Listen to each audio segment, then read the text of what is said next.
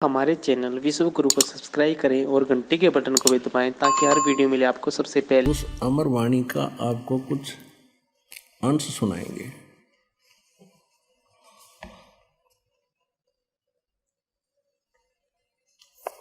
कस्तूरी नाम कबीर है ये बिन छेड़े मैं कंत, आद अंत की कहत हूँ पटतर कोई न संत।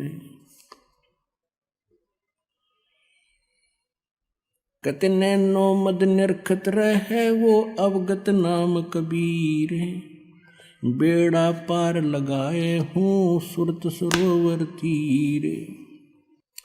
अब क्या बताते हैं गरीबदास जी?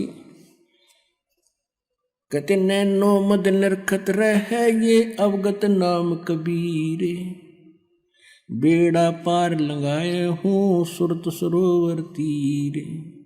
गरीब दो नैनो बिच कमल है ये उज्जवल हिरंबर धाम, शेष सहस पुन रटत है जिन्होंने पाया वो राम। अब कबीर साहब कहते हैं कि ने बताई कि जिस राम राम को तुम जपते हो, तुम तो एक जिह्वा से जपते हो और शेष नाग के दो जीभ हैं और उस एक फन में उसके 1000 मुंह हैं, फन हैं। वो तो एक बार में कितने राम यानी 2000 राम एक कब बोल रहे हैं और उसने नहीं पा लिया इन मंत्रों से वो स्थान जो मैं देख कर आया हूं। क्या बताते हैं? अब क्या बता रहे हैं कि दो नैनो बिच कमल है, आगे कमल जिसको त्रिकुटी कमल कहते हैं। दो नैनो बिच कमल है वो उजल हिरंबर धाम, शेष सहस पुन रटत है जिन्होंने पाया वो राम। सहस 88 ना गए ये 2400 पर चोक, 3300 पर तलब है ये कोई बकरा कोई भूख। कहते उस स्थान पर यानी पूर्ण मोक्ष प्राप्ति का मार्ग ना 88,000 ऋषियों को प्राप्त हुआ और ना 33 करोड़ इन देवताओं को प्राप्त हुआ और न ही ये 24 अवतार आप मानते हो इनको प्राप्त हुआ। ये तो अपना कर्म अनुसार कभी बकरा कभी बोक कभी गधे कुत्ते सूर की योनियां भी भोग रहे हैं तुम्हारे भगवानों तक। सहस 88 ना गए ये 2400 पर चोखे, इन 3300 पर तलब है कोई बकरा कोई भूखे। सहस 88 5 में भाई 2500 को पूछे, ये तो अस्थिर है नहीं के बेमुकाम के बेकूच। ना सतगुरु जननी जने जाके माने बापे। कबीर साहब की साखी दे रहे हैं, आंखों देखी गरीबदास जी।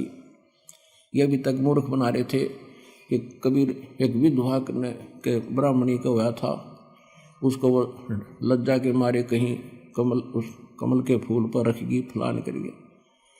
अगर ऐसे कोई बात थी, तुम इतने जानकार हो तो उस बेटी का नाम बता दो, उसके बाप का नाम बताओ, उसके पति कौन मरा था, कोई हिस्ट्री तो दिखा दो। ये मारे सट्टे तुक्के। अभी महापुरुषों ने आंखों देखा परमात्मा से प्राप्त उस ज्ञान से। कहते हैं जिनकी दिव्य दृष्टि खुल जाती है। अब दिव्य दृष्टि क्या होती है? एक दूरदर्शी दूरबीन समझो, सूक्ष्मदर्शी दूरदर्शी, ये दोनों काम करती है।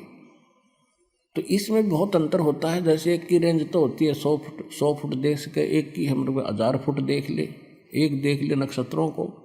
तो ऐसे ही अन्य संतों जैसे व्यास जी को भी दिव्य दृष्टि थी, छोटी थी, उसने संजय को दी थी महाभारत के टाइम, उसको दे दी तो वो सिर्फ कुरुक्षेत्र तक ही देख सका था, उससे आगे नहीं। तुलसीदास जी को दिव्य दृष्टि थी, वो केवल श्री राम तक ही सीमित रहा और परमात्मा ने गरीबदास जी को दिव्य दृष्टि दी। उसने असंख्य युगों का पहले कर सतलोक और असंख्य लोकों की जानकारी दी और पहले जो घटना घटी वो जो कि तो वो बता सकते हैं। जैसे तुलसीदास जी ने लाखों वर्ष पहले घटी रामायण को अपने शब्दों में ज्यों का त्यों चित्रार्थ कर दिया, बिल्कुल सही है। लेकिन वो सचखंड सतलोक के बारे में नहीं जान सका। उसकी वह दिव्यदृष्टि की रेंज बहुत कम थी। इसी प्रकार गरीबदास जी को परमात्मा ने जो दिव्यदृष्टि दी, उन्होंने असंख्यों वर्ष जन्म पहले का, असंख्यों युगों का और इन युगों का भी सारा लेखा गिनवा दिया, किसके साथ क्या क्या बना था। ये जो भी क्रिया आप कर रहे हो, जिस भी जीवन में आप रहे हो, जैसे भी आपकी ज्यों की तो आपके अंदर फीड होती है और एक उस धर्मराज के दरबार में आपकी फिल्म जाती है, और जिनकी दिव्य दृष्टि खुल जाती है प्रत्येक की देख लेते हैं, उसको चला कर देख लेते हैं, उसके अंतःकरण में, और इसने क्या क्या जन्म भोगे, पहले ये क्या बना, पहले इसने क्या किया, कैसे था। तो ये आध्यात्मिक एक दूरबीन है दिव्य दृष्टि। तो गरीबदास उस आधार से कह रहे हैं कि ना सतगुरु जननी जने जिनके मान बापे, और पिंड ब्रह्मंड से रहित है जाना तीनों ताप। वो तो वहाँ से स्थान पर रहते हैं जहाँ पर ये कोई कष्ट नहीं है, और परमात्मा की कोई माता पिता नहीं थी। और स्वयं परमात्मा ने अपनी वाणी में, कबीर जी ने कहा है, मात पिता मेरे कुछ नाही, ना मेरे घर दासी, जुल्हे का सुत आण कहाया, ये जगत करे मेरी हंसी।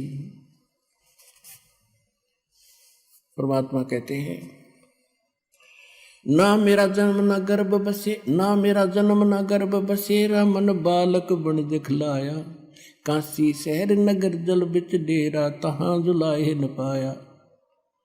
600 वर्ष पहले मालिक यही बोल कर गए थे, आंखों देखा गरीबदास जी यही बता रहे।